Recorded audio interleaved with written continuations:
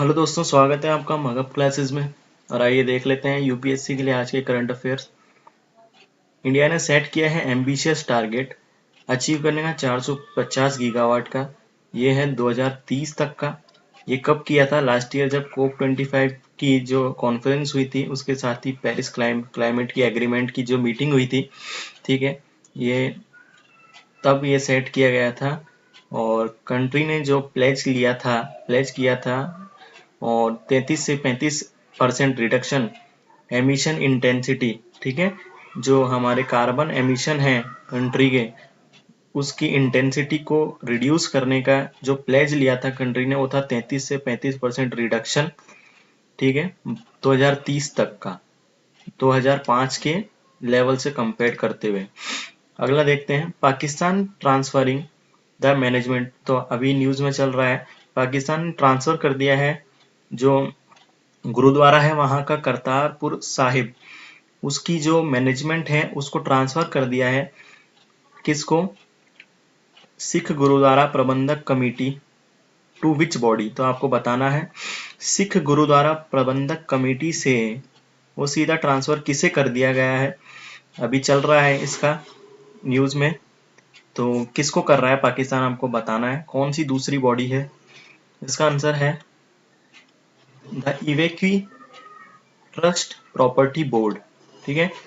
ये एक non Sikh body है दोस्तों, तो इसीलिए इसका प्रोटेस्ट चल रहा है अभी।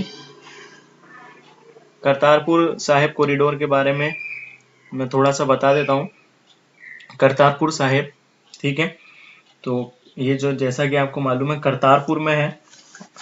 ये पिछले साल इसके अंदर एक कॉरिडोर बनाया गया था 4.7 किलोमीटर का, पाकिस्तान से इंडिया को जोड़ता है, जो 4.7 किलोमीटर का एक कॉरिडोर बनाया गया था, ठीक है, क्रॉस बॉर्डर कॉरिडोर था वो। और इसके अंदर अलाउ किया गया था इंडिया से पाकिस्तान में, इंडिया टू पाकिस्तान, पाकिस्तान के जो ये पाकिस्तान का गुरुद्वारा है करतारपुर, तो यहाँ से विदाउट वीज़ा जो पिलग्रिम्स से इंडिया के, उनको अलाउ किया गया था, ठीक है। जो डेरा बाबा नानक है इंडिया के गुरदासपुर डिस्ट्रिक्ट से, यहाँ पर डेरा बाबा नानक है गुरदासपुर डिस्ट्रिक्ट पे, सीधा करतारपुर को जोड़ता है, पाकिस्तान के करतारपुर को, ठीक है। दरबार साहिब जो गुरुद्वारा है पाकिस्तान में, दरबार साहिब गुरुद्वारा, यहाँ पर उसको डेरा बाबा से ये जोड़ता है, डेरा बाबा नानक से। 4.7 किलोमीटर का ये कॉरिडोर है। करतारपुर जो है वो क्यों जाना जाता है? क्योंकि यहाँ पर जो सिखों के जो सिक्स के गुरु थे, ठीक है, गुरु नानक देव जी, गुरु नानक देव, उन्होंने यहाँ पर अपने लाइफ के 18 ईयर स्पेंड किए थे। जो उनके लाइफ के लास्ट 18 ईयर थे, वो उन्होंने यहाँ पर स्पेंड किए थे, इसीलिए यहाँ पर ये गुरुद्वारा बनाया गया है। अगला देखते हैं, a committee has constituted to review guidelines on television rating. आपको अभी बताना है कि कमिटी एक सेटअप की गई है, ठीक है, गाइडलाइंस रिव्यू करने के लिए, टेलीविजन रेटिंग पॉइंट्स के लिए, ठीक है। तो कौन, ये जो मिनिस्ट्री के अंडर आती है वो है ministry of information and broadcasting. तो आपको बताना है किसके रिकमेंडेशन पर ये ऐसा किया गया है। तो ट्राई के, telecom regulatory authority of India, जो ट्राई है वो ये एक कंट्रोलर बॉडी है, यही कंट्रोल करती है सारे टेलीकॉम कंपनीज को, ठीक है। जो टेलीकॉम कंट्रीज हैं वो जो टेलीकॉम जो ये बॉडी है, telecom regulatory authority of India, तो जो टेलीकॉम कंपनीज है उनको ये कंट्रोल करती है, इसके अंडर में आती है कंपनीज, ठीक है।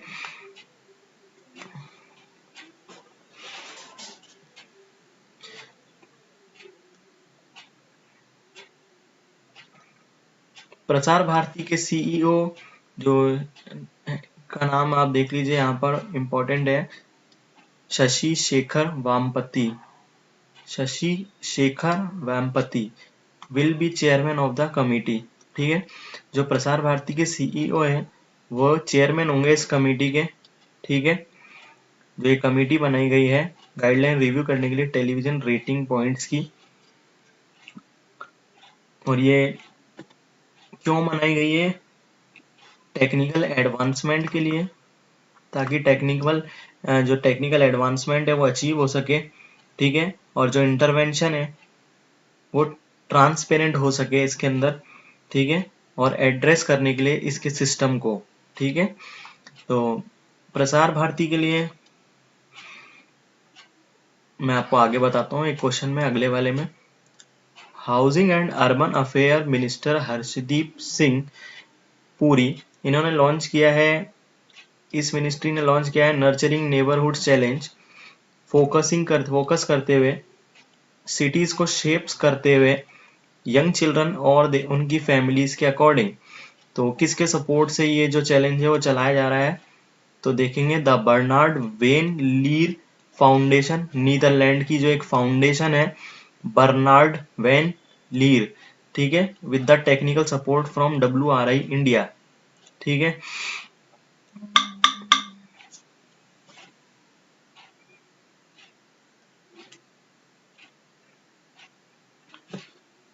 जो ये चैलेंज है दोस्तों, ये चलाया गया है सिटीज को रीशेप करने के लिए, और ये जो सिटीज को रीशेप किया जाएगा वो यंग चिल्ड्रन को देखते हुए, छोटे बच्चों को देखते हुए, जो यंग चिल्ड्रंस हैं और उनकी फैमिली है, यंग चिल्ड्रंस हैं और उनकी फैमिलीज हैं, उनको देखते हुए ये शेप किया जाएगा सिटीज को। इनके अंदर पब्लिक पार्क्स हैं वो ऐड किए जाएंगे और स्पेस ऐड किया जाएगा, और ये जो है स्मार्ट सिटीज को इसमें ऐड किया जाएगा। स्मार्ट सिटीज को इस चैलेंज के अंडर जो है ऐड किया जाएगा, और इसके अंदर जो कैपिटल है सारे स्टेट्स और यूटीज की, उनको इंक्लूड किया जाएगा। स्टेट्स एंड यूटीज की जो कैपिटल है उन सबको इसके अंदर ऐड किया जाएगा, ठीक है दोस्तों। और जो 5 लाख से ज़्यादा पॉपुलेशन वाले कंट्रीज हैं, 5 लाख से ज़्यादा पॉपुलेशन वाले कंट्रीज हैं, उन सबको इसके अंदर ऐड किया जाएगा। तो याद रखेंगे ये जो चैलेंज चलाया गया है वो किसके सपोर्ट से? The Bernard van Leer Foundation Netherlands, ठीक है। इंडिया की पब्लिक ब्रॉडकास्टर प्रसार भारती अभी एक एंटर हुई है मेमोरेंडम में, ठीक है, विथ डैश फॉर स्पेस, किसके साथ आपको बताना है? Space application and geo informatics के लिए। तो थोड़ा सा मैं समझाता हूँ आपको।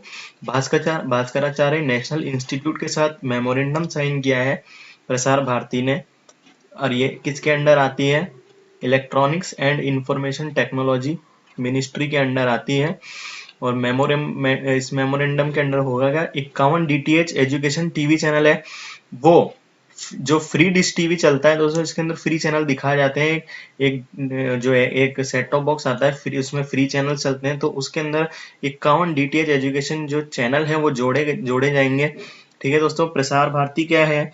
एक पब्लिक सर्विस ब्रॉडकास्टर है कंट्री का, ठीक है, पब्लिक, जो गवर्नमेंट के अंडर आता है जगह इस मिनिस्ट्री के अंडर, तो वो फ्री चैनल्स दिखाए जाते हैं। आपने देखा होगा जैसे ऑल इंडिया रेडियो है, इसके अंदर आता है, दूरदर्शन है, DD स्पोर्ट्स है, तो ये जो चैनल है दूरदर्शन ये सब इसके अंडर आते हैं, ठीक है दोस्तों। ये एक ऑटोनॉमस बॉडी है under the Prasar Bharati act, ठीक है, याद रखेंगे आप।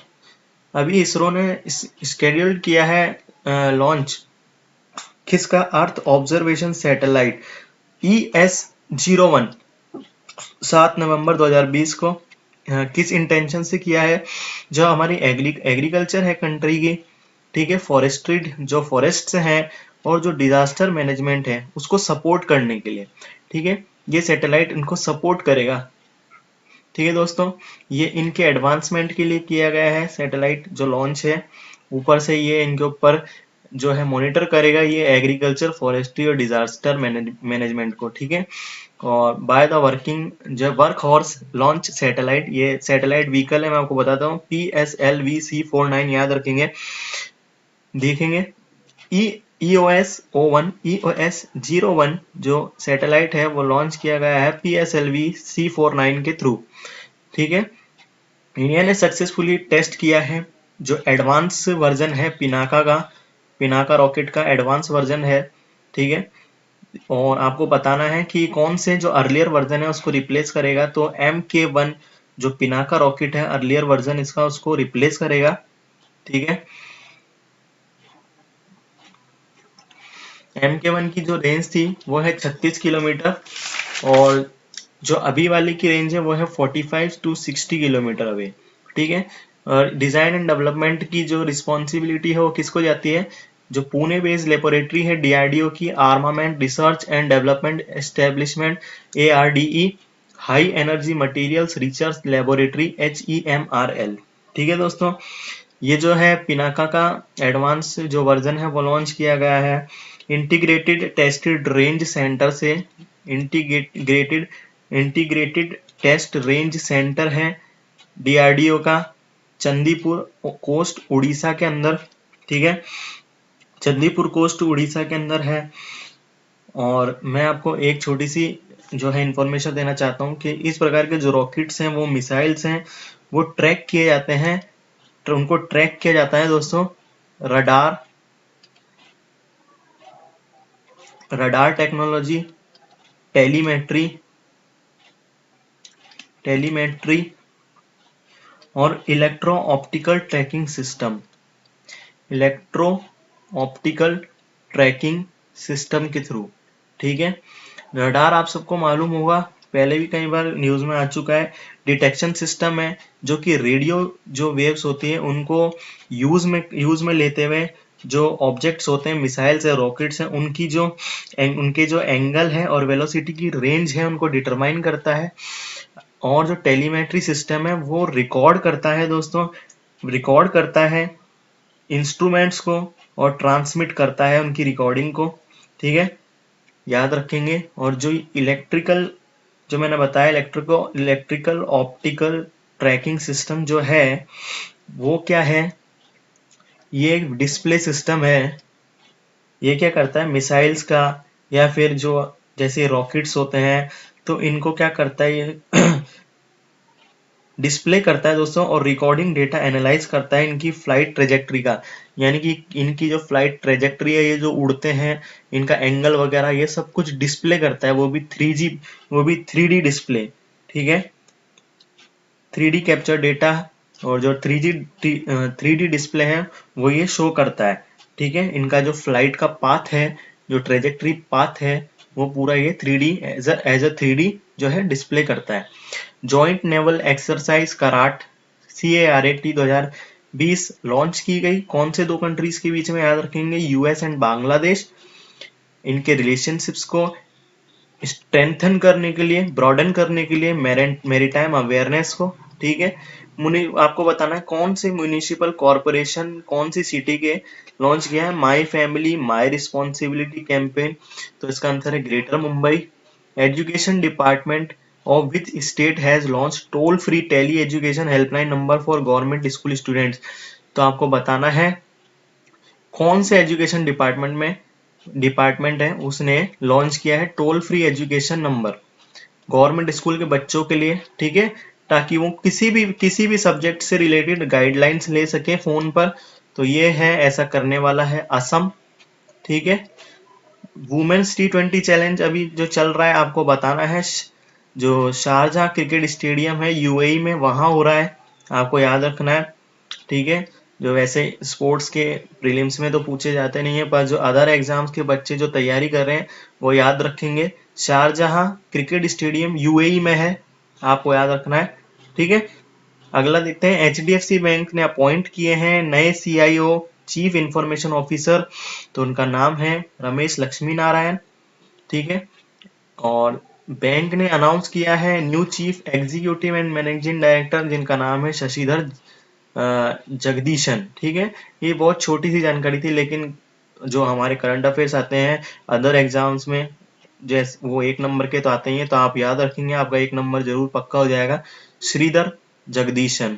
लास्ट देख लेते हैं, United nation climate change conference COP26 जो कि अंडर है UNFCCC के अंडर आता है। ये आपको बताना है कौन से कंट्री में इस बार आयोजित होगा, और वो है ग्लासगो स्कॉटलैंड UK के अंदर ये इस बार होने जा रहा है। मतलब अगली साल जो नेक्स्ट ईयर दिसंबर में ये ऑर्गेनाइज्ड होगा। और इसको कौन होस्ट करेगा? France will host the virtual leader level summit on the 5 year anniversary. और देखो 5th ईयर एनिवर्सरी भी होगी पेरिस एग्रीमेंट की है, इन पार्टनरशिप ऑफ चिले और चिले देखिए पिछली साल होस्ट किया था कोप 25 का, इस बार कोप 26 होगा। और कोप 25 को पिछली बार जो होस्ट किया था चिले ने किया था, ठीक है। और जो इटली था वो पार्टनर है, ठीक है, ये पार्टनर है कोप 26 का, ठीक है दोस्तों। मैं कोप 25 के बारे में थोड़ा सा बता देता हूँ आपको। कोप 25 लास्ट ईयर हुआ था, ठीक है। कोप 25 लास्ट ईयर हुआ था मैड्रिड स्पेन में, मैड्रिड स्पेन में, स्पेन याद रखेंगे। कोप 25 कहाँ हुआ था? स्पेन। जो दूसरे एग्जाम्स में ये पूछ लिया जाता है, वैसे यूपीएससी के लिए भी बहुत इंपॉर्टेंट है। दिसंबर में 2 से 13 तारीख तक ये चला था 2019 में, ठीक है। 25वां सेशन था ये, इसीलिए कोप 25 है। 25वां सेशन था ये, जो 25वां सेशन था किसका? सीओपी का, ठीक है। और मैंने आपको बताया किसके अंडर आता है ये, यूएनएफसीसीसी। यूएनएफसीसीसी आपको मालूम है, United Nation framework convention to combat climate change, ठीक है। United Nation framework convention to combat climate change, ठीक है दोस्तों। इसके 197 मेंबर्स हैं यूएनएफसीसी के, याद रखेंगे। और ये कब इफेक्टिव हुआ था? 21 मार्च 1994 को, 21 मार्च 1994 को ये इफेक्टिव हुआ था, ठीक है। और ये जो कोप 25 था, ये सेकंड मीटिंग भी थी किसकी? सेकंड मीटिंग थी पेरिस क्लाइमेट जो अपना होता है, पेरिस एग्रीमेंट जो होता है, पेरिस क्लाइमेट एग्रीमेंट, उसकी क्या थी? सेकंड मीटिंग थी, याद रखेंगे, ठीक है।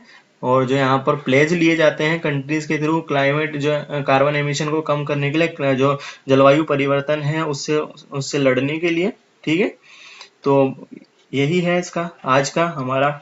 थोड़ा सा और मैं बता देता हूँ आपको, जो टारगेट हमारे इंडिया ने जो लास्ट ईयर लिया था, उसने कहा, और जो पहले तो ग्लोबली लिया था सभी देशों ने मिलकर, जो इसके पार्टनर्स हैं, कि भाई हम 2 डिग्री जो हमारा टेम्परेचर है, ग्लोबल टेम्परेचर, उसको बढ़ने से रोकेंगे। 2 डिग्री जो हो जाएगा उसको, और 2 डिग्री तक हो जाएगा तो उसको रोकना है 1.5 से पहले ही, ऐसा इन्होंने प्लेज लिया था, ठीक है।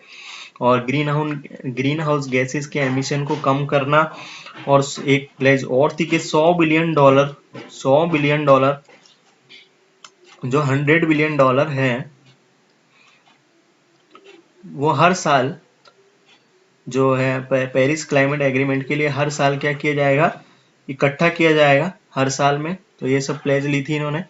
तो आज के लिए थैंक यू दोस्तों, थैंक यू।